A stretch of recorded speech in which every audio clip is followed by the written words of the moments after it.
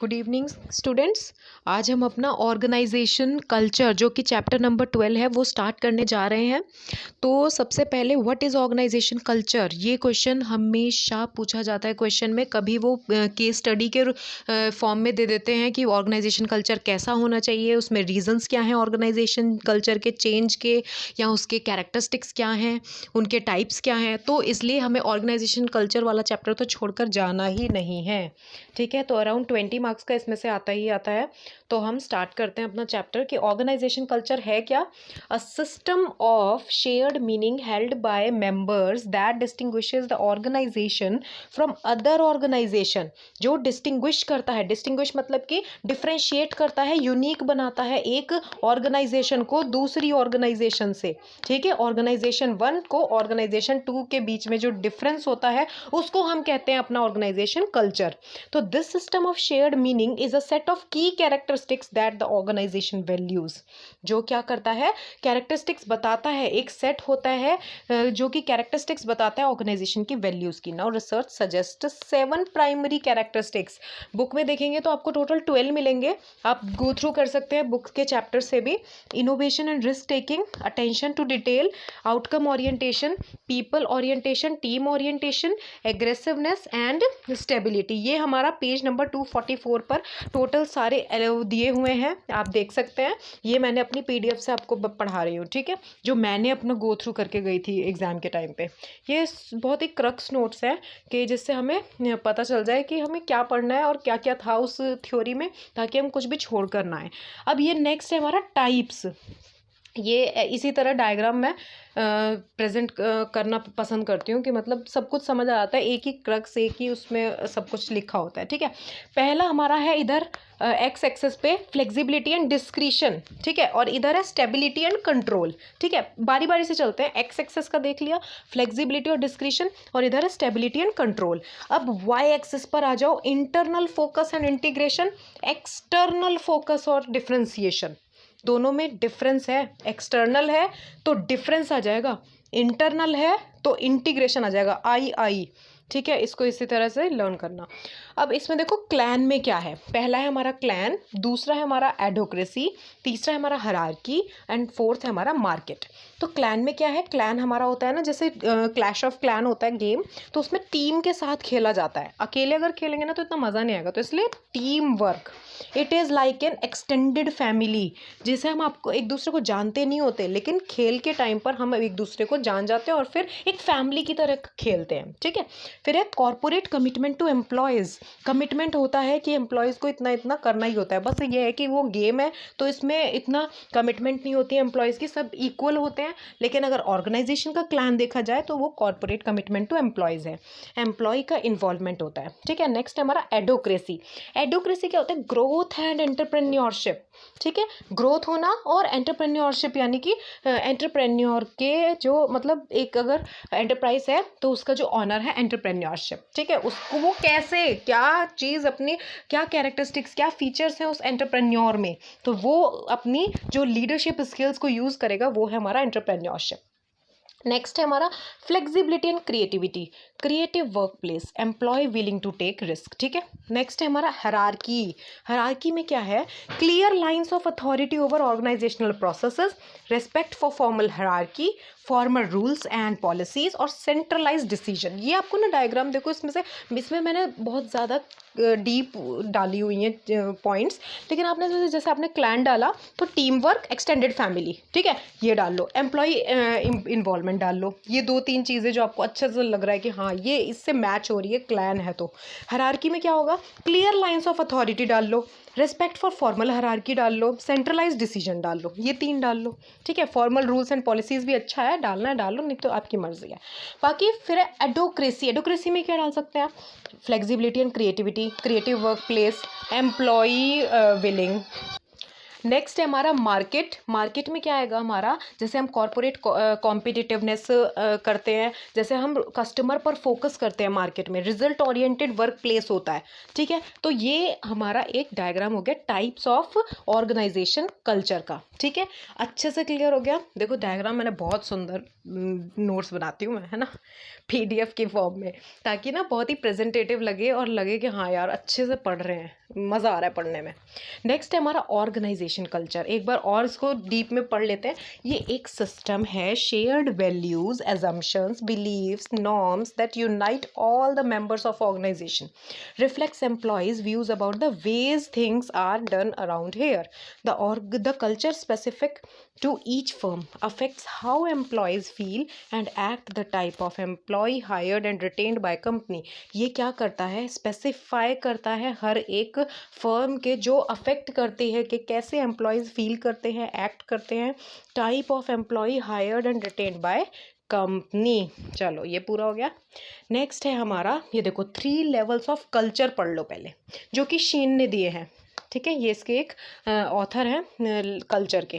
पहला है artefacts. Artefacts क्या होता है, हमारे visual organisational structures and processes hard to decipher, ठीक है, जो कि हार्ड है डेसिफर करने के लिए। देखो विजुअल ऑर्गेनाइजेशनल स्ट्रक्चर क्या होता है, आर्टिफैक्ट्स होते हैं। विजुअल यानी कि दिखाई तो देते हैं, लेकिन ऑर्गेनाइजेशन के स्ट्रक्चर और प्रोसेसेस में काम में आते हैं। नेक्स्ट है एस्पाउस्ड वैल्यूज, जो कि हमारी स्ट्रेटजीज होती हैं, गोल्स होते हैं, फिलोसफीज होती हैं। एक बात याद रखना, ये हमारा विजुअल है, लेकिन ये हमें दिखाई बाद में देते हैं आउटकम के फॉर्म में, ठीक है। क्योंकि आप ये तो नहीं देखते ना स्ट्रैटेजीज कितनी हार्ड है और कितनी सॉफ्ट है, ये तो नहीं देखते ना। स्ट्रैटेजीज जब आपका आउटकम सामने आता है तब आपको दिखाई देती है। नेक्स्ट है हमारा basic underlying assumptions, unconscious taken for granted beliefs, perceptions, thoughts and feelings, ultimate source of values and actions. ये बेसिक जो पहले ही कह दिया इन्होंने अजम्पशंस है, तो यानी कि unconscious taken for granted belief, मतलब हमने जस्ट सोच लिया है माइंड में, अनकॉन्शियस माइंड से कि हाँ चलो ये भी हो सकता है। परसेप्शन, थॉट्स, फीलिंग्स, इनको कौन रोक सकता है, ये तो हर इंसान है अगर, तो ऑब्वियसली उसके अंदर ये सब फीलिंग्स और परसेप्शंस और थॉट्स तो आएंगे ही। अब देखो ऑर्गेनाइजेशन कल्चर की प्रोफाइल देख लो, ऑर्गेनाइजेशन कल्चर में क्या क्या इसके कैरेक्टरिस्टिक्स है वो देख लो। एक डायग्राम के साथ मैंने शॉर्ट में प्रेजेंट किया है। Innovative, aggressive, outcome oriented, stable, people oriented, team oriented, detail oriented, ठीक है। और हमने पीछे क्या पढ़े थे, अभी एक पढ़ा था हमने एग्रेसिवनेस भी बोल सकते हैं। इसमें क्या होता है, environment of being competitive and aggressive rather than easy going, ठीक है। और कैसा होना चाहिए एनवायरनमेंट, कॉम्पिटिटिव होना चाहिए और एग्रेसिव होना चाहिए, ताकि एम्प्लॉयज़ के बीच में कॉपरेशन लेवल बढ़े, कंपटीशन की भावना बढ़े, अच्छा प्रोडक्शन करने की भावना बढ़े, ठीक है। नेक्स्ट है हमारा रीसाइलेंस भी हो सकता है हमारा। रीसाइलेंस में क्या होता है कि हम कैसे रेस्पॉन्ड करते हैं ऑर्गेनाइजेशन के चेंज को, ताकि जो हमारा ऑर्गेनाइजेशन है वो डिस्प्ले करे empathy during the times of disruptions हो रहे हैं, ठीक है। री एस्टेब्लिशमेंट हो रहा है अगर ऑर्गेनाइजेशन का, ठीक है। फिर आउटकम ओरिएंटेशन, एक आउटकम ओरिएंटेशन भी हो सकता है। डिटेल है ना जैसे ओरिएंटेड, ऐसे ही एक आउटकम ओरिएंटेशन होता है। आउटकम की जो जजमेंट है उसको करना, कि लेवल ऑफ मैनेजमेंट कैसे है, फोकस करता है कि रिजल्ट क्या आ रहा है टेक्निक्स और प्रोसीजर्स को यूज़ करके, ठीक है। अब देखो कैसे क्रिएट करते हैं हम ऑर्गेनाइजेशन के कल्चर के चेंज को।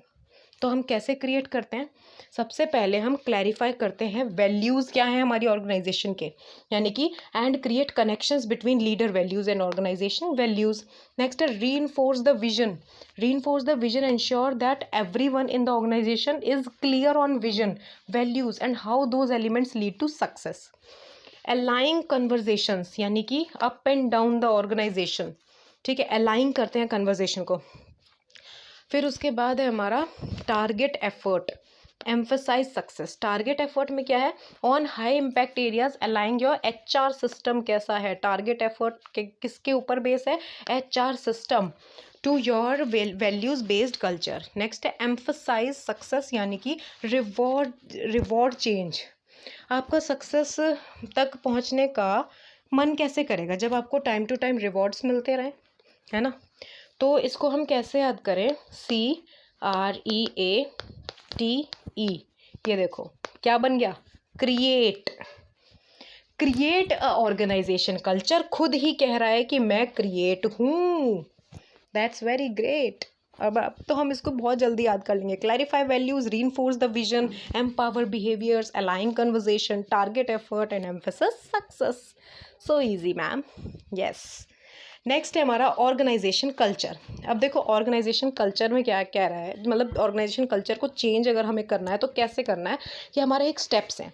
डिफाइन फ्यूचर स्टेट आउटकम, हमारा क्या आगे आउटकम आने वाला है, रिजल्ट आने वाला है, उस पर बेस भी होता है कि हमें चेंज लाने हैं ऑर्गेनाइजेशन में या नहीं। अगर देखो इजी गोइंग जा रहा है, सब अच्छा प्रोडक्शन हो रहा है, अच्छे रिजल्ट्स आ रहे हैं, स्टेबिलिटी है, आउटकम ओरिएंटेड है, एग्रेसिवनेस है, कंपटीशन है, तो फिर कोई ज़रूरत नहीं है ऑर्गेनाइजेशन में चेंज लाने की। बट हाँ, टेक्नोलॉजी के हिसाब से फ्यूचर में आने जाने वाली टेक्नोलॉजीज जो इनोवेटिव और क्रिएटिव थिंकिंग्स होती हैं लीडर्स की, तो ऑब्वियसली चेंज तो आने हमेशा हर साल ज़रूरी है। कभी कभी 6 महीने में भी आ जाते हैं ऑर्गेनाइजेशन में चेंज। तो उसी को हम एक स्टेप्स के साथ डिस्कस करते हैं। तो पहला है define state outcomes and results, दूसरा है assess current and state readiness, DADISE, ठीक है। डैडी से हम इसको ऐसे याद कर सकते हैं, डैडी कर लो या दादी कर लो, DADISE, ठीक है, दादी से। जैसे हम कहते हैं ना कि दादी से बात करनी है, मन कर रहा है, तो ऑर्गेनाइजेशन में चेंज लाएंगे तो दादी से बोलेंगे कि भाई ऑर्गेनाइजेशन में चेंज ले आओ, क्योंकि वो हमारे घर की ऑनर है, ठीक है। ऐसे कुछ करके अपनी ट्रिक्स कर लो, क्योंकि ऐसे ट्रिक्स से ही मैंने भी अपने जब स्टडी करती थी मैंने ये किया था। तो अब मैं आपके साथ शेयर करती हूँ अपनी ट्रिक्स, ठीक है। तो define future state outcomes and results, access current state and readiness, access करते हैं किसको, करंट की स्टेट को, रेडीनेस को। Design change and management plan, ये क्या करते हैं, कैसे मैनेजमेंट के प्लान को चेंज करते रहना चाहिए उसको डिज़ाइन करते हैं, ठीक है। फिर इम्प्लीमेंट करते हैं और मेंटर करते हैं प्लान को, फिर स्टेबलाइज द चेंज। तो ये हो गया हमारा दादी से, ठीक है। अब देखो ऑर्गेनाइजेशन कल्चर जो हम इतनी देर से पढ़ रहे हैं उसके बारे में थोड़ी सी मैंने पॉइंट्स के रूप में लिखा है कि पॉइंट्स से, क्योंकि हमें जल्दी याद हो जाता है, माइंड में सेट हो जाती हैं। तो organisation culture refers to the way in which task are completed and organizational climate relates to how it feels to work in that organization. Now interpersonal relationship are core to the development of an organization's climate, ठीक है। Interpersonal relation क्या होते हैं, core होते हैं develop होने के organisation के क्लाइमेट यानी कि कल्चर, ठीक है। अब ये कह रहा है कि क्या ये दोनों डिफरेंट है या सेम है, तो भाई हम कह रहे हैं कि ऑर्गेनाइजेशन कल्चर तो वो तरीका है जिससे हम टास्क को कंप्लीट करते हैं, लेकिन ऑर्गेनाइजेशन क्लाइमेट वो होता है कि कैसा एम्प्लॉयज़ फील करते हैं काम करते हुए ऑर्गेनाइजेशन में। दोनों में डिफरेंस पता चला, जिससे ये एक तरीका है जिससे टास्क कंप्लीट करते हैं, वो है ऑर्गेनाइजेशन कल्चर, ठीक है। Now interpersonal relationship are core to the development of organisation climate. Climate is prone to more variability across the organisation, जबकि क्लाइमेट वेरिंग करता है। कैसे क्लाइमेट वेरिंग करता है, between the different subsidiaries departments और units, और organisation culture is very much different to change in a short period of time. बहुत ही डिफ़िकल्ट होता है चेंज करने के लिए ऑर्गेनाइजेशन कल्चर, लेकिन क्लाइमेट क्या होता है, अपने आप ही चेंज होता रहता है टाइम टू टाइम के साथ। Organization climate has a more immediate impact on employees and is something which can be adjusted more easily than organization culture. तो हमें ये चीज़ भी समझ आ गई है। ये हमारा पिछला ही है डायग्राम, लेकिन ये देखो इसमें डिफरेंस क्या है। इसमें मैंने ये सब हेडिंग्स दी हैं। सब हेडिंग्स में क्या है, क्लैन कल्चर में मैंने आपको क्या कहा था कि हम एक एक्सटेंडेड फैमिली की तरह काम करते हैं और हमारा क्या होता है, एक कॉपरेशन लेवल बढ़ जाता है, ठीक है। तो देखो क्लैन कल्चर है ना, तो लीडर टाइप में फैसिलिटेटर, मेंटर, टीम बिल्डर, ठीक है। वैल्यू ड्राइवर्स में क्या है, commitment, communication, development. Theory for effectiveness में क्या है, पार्टिसिपेशन और सपोर्ट, कमिटमेंट। देखो ये मैं डिफरेंट डायग्राम से आपको क्यों पढ़ाती हूँ, क्योंकि ये डायग्राम ही हमको ना आधी चीज़ें एक्सप्लेन कर देते हैं। कैसे कि भाई क्लैन कल्चर क्या है, एडोक्रेसी कल्चर क्या है। अगर इसी को आप एक पैराग्राफ की फॉर्म में पढ़ोगे ना तो यू जस्ट मतलब कि क्या है यार, बहुत बोरियत है। तो इसलिए हम पहले डायग्राम से समझते हैं, उसके बाद हम थ्योरी पे जाते हैं। हमेशा मैं यही करती हूँ। अब है लीडर टाइप क्या है, इनोवेटर। देखो एडोक्रेसी है ना, तो innovator, entrepreneur, visionary. Value drivers क्या है, इनोवेशंस, क्रिएटिविटी, डेवलपमेंट।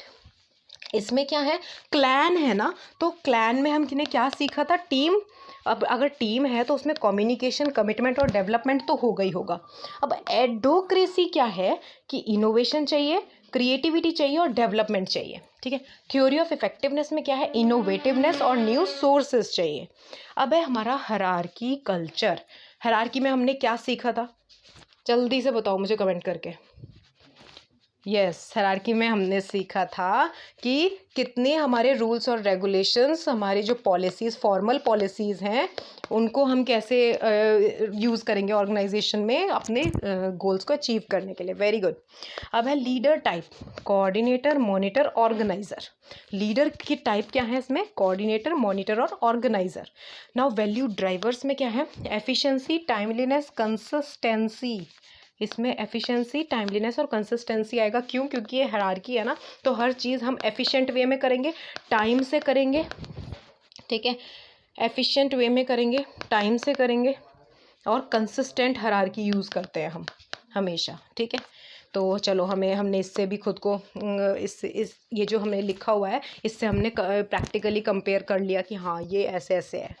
नेक्स्ट है theory of effectiveness, control and efficiency, ठीक है। और इसमें क्या था, पार्टिसिपेशन। क्यों, क्योंकि वो क्लैन में पार्टिसिपेट कर रहे हैं। इसमें क्या, इनोवेशन, न्यू रिसोर्सेज का। अब देखो मार्केट कल्चर, अब जल्दी से मुझे बताओ मार्केट कल्चर में आपने क्या पढ़ा था। यस, मार्केट कल्चर में हमने कस्टमर पे फोकस करना सीखा था, अपने मार्केट शेयर को गेन करना, कैप्चर करना सीखा था। तो मार्केट कल्चर में क्या आएगा हमारा, competitor, hard driver, producer. Value driver में क्या था, market share, goal achievement, profitability. Theory for effectiveness में क्या है, राइवलरी, प्रमोट, प्रोडक्टिविटी। तो क्लियर हो गया आपको ये सब, वेरी गुड, अच्छे से आपने पार्टिसिपेट किया है इसमें। अब देखो रीज़न, लास्ट टॉपिक है हमारा इस वीडियो का, reasons for changes in work culture. Reason क्या क्या हो सकते हैं, एक न्यू मैनेजमेंट है ना, तो न्यू टीम लीडर है, अगर न्यू बॉस है तो वो चेंज लाता ही है ऑर्गेनाइजेशन में, ठीक है। क्यों, क्योंकि न्यू मैनेजमेंट है, न्यू टीम लीडर है, न्यू बॉस है, तो अपने तरीके से वो अपने ऑर्गेनाइजेशन को चलाने की कोशिश करेगा, ठीक है। तो अब हमारा new employee but obvious would have new ideas, concepts and try his level best to implement them. He would want the employees to work according to him. His style of working behavior and ideologies would definitely bring a change in the work culture. Financial loss, bankruptcy, market fluctuations also lead to change in the work culture of the organization. When an organization runs into losses, so it fails to give rewards and appraisals to employees as it used in the given earlier. मतलब जैसे वो पहले देता था ना, अब अगर वो losses में जा रही है, bankruptcy हो रही है, मार्केट के फ्लक्चुएशंस हो रहे हैं, तो ऑब्वियसली वर्क कल्चर में तो चेंज लाना ही पड़ेगा। तो ये हमारे क्या है, रीज़न। नेक्स्ट है एक्वायर किए हमने new clients, might cause a change in the work culture.